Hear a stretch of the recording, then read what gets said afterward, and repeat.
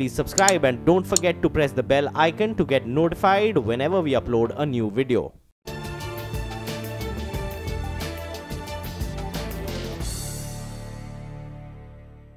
Well, US President Donald Trump yesterday scrapped the Iran nuclear deal signed by his predecessor, President Barack Obama.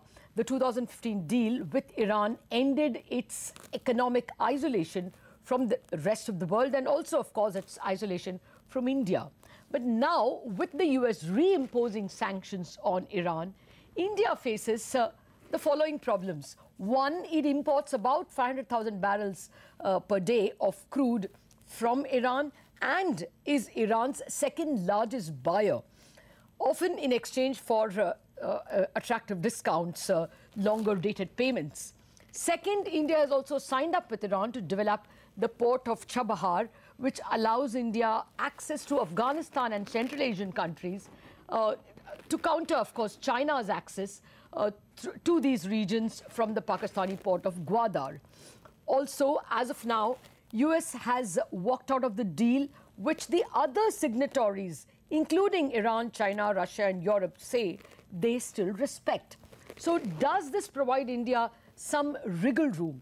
To discuss this issue further, our former ambassador to the WTO, Jayanta Dasgupta, and former Indian diplomat and expert in foreign affairs, Rakesh Sood, joining us. Also joining us is Mark To of Wing Fung Fund Financial Group to discuss what is the impact on crude prices, an important import item for India.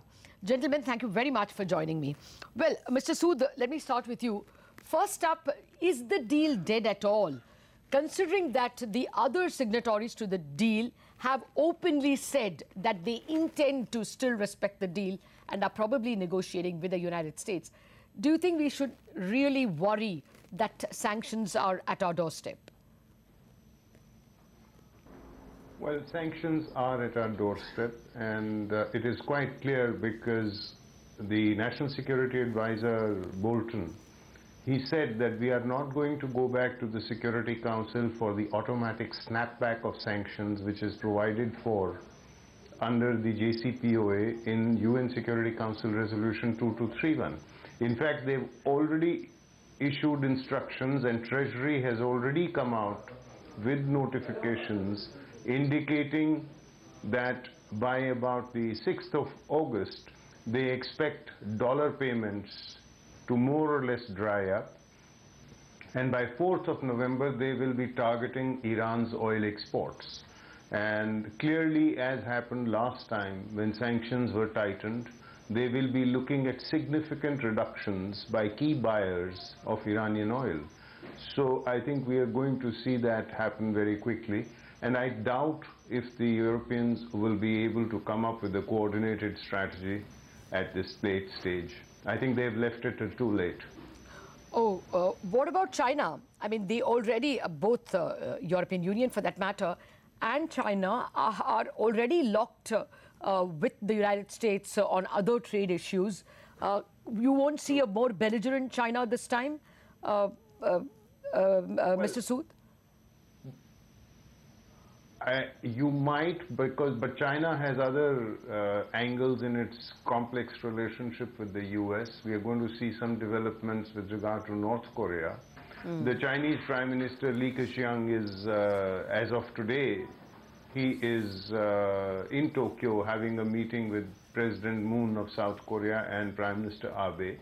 As you know, day before yesterday, on Monday and Tuesday, Kim Jong-un of North Korea paid a second surprise visit to the city of Dalian, where he had meetings with President Xi.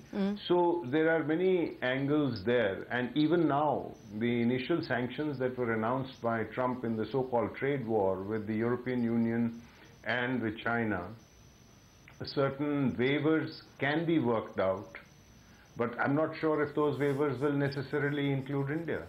So the Indian waiver will have to be worked out separately, if at all we are able to do that with the Trump administration.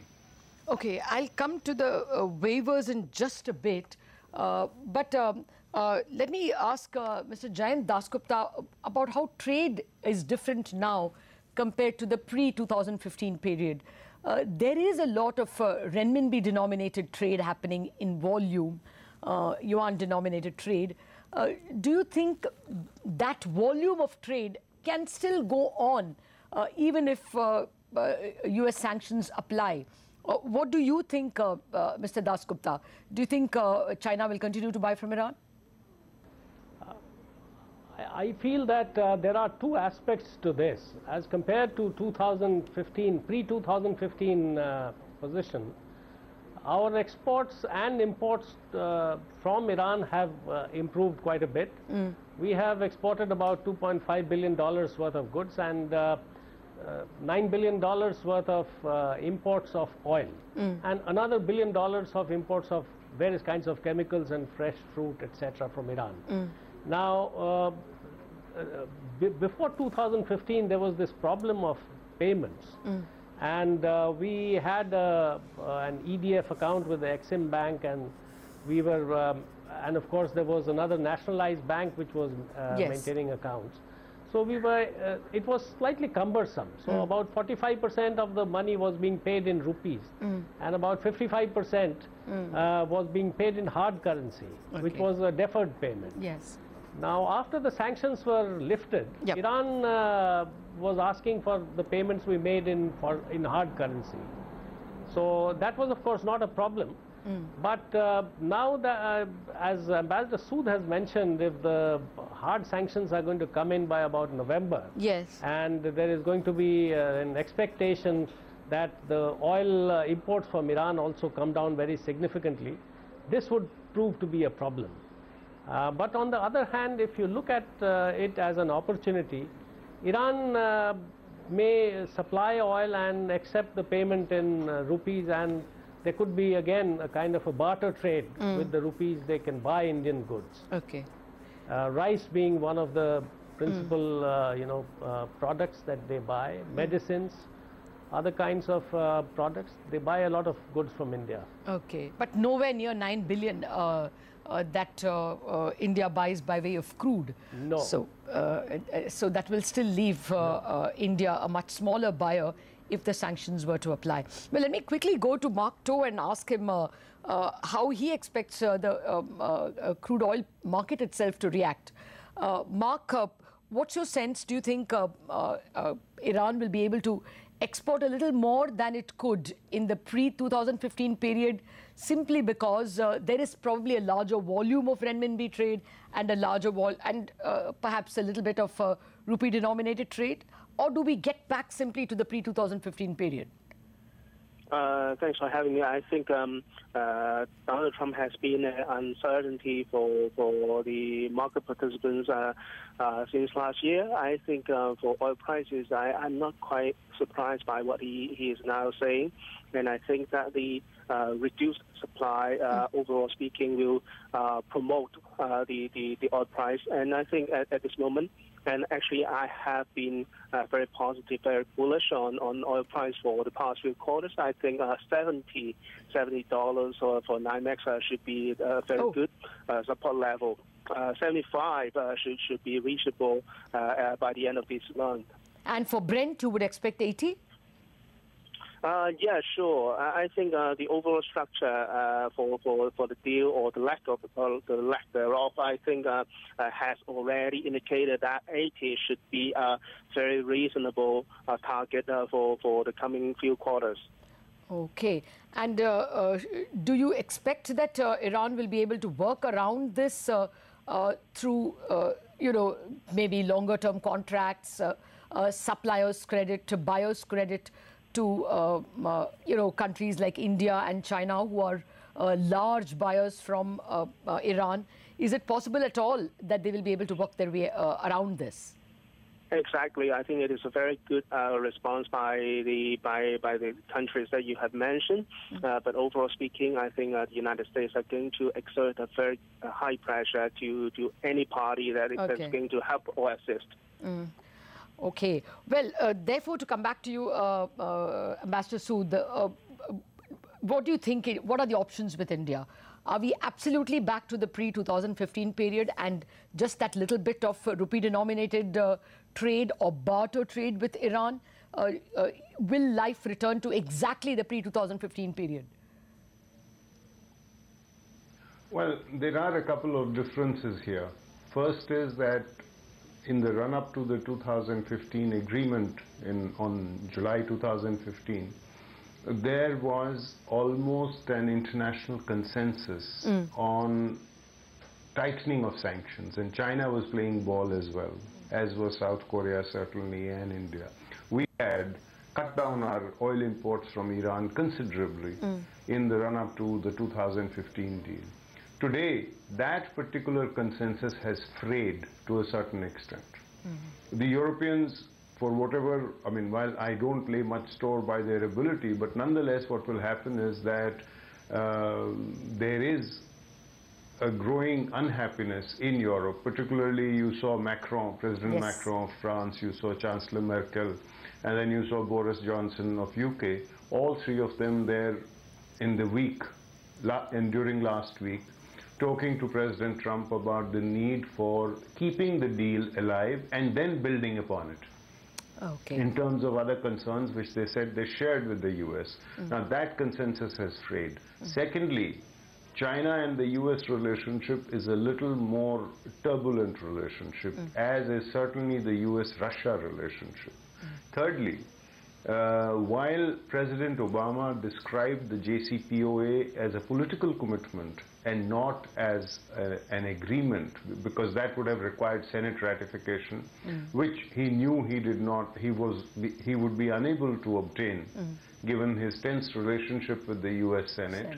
Nonetheless, the deal was part of a unanimous resolution of the UN Security Council under Chapter 7, Resolution 2231, which makes it international law. So in that sense, it is more than just an agreement between the signatories or the parties to the agreement, which was P5+1 and Iran and the EU, but it is actually international law. So in that sense, the US is turning its back, and Bolton made it very clear when he said, we do not recognize the JCPOA, and therefore we will not go back to the UN Security Council because we don't recognize its relevance. Our decision is a national US decision. So obviously anybody who's going to have to deal with the US will have to do bilateral deals, which is exactly Trump's way of proceeding, because as you know, he prides himself on being the master of the art of the deal. Okay, now this makes the whole thing a little more complicated because it's no longer international law. It's the biggest economy and the biggest politically relevant country turning its back on international law altogether. So where does that leave India in terms of bilateral relationships with both the United States and Iran? That discussion in a minute with my guests. We have to take a very quick break. We are back.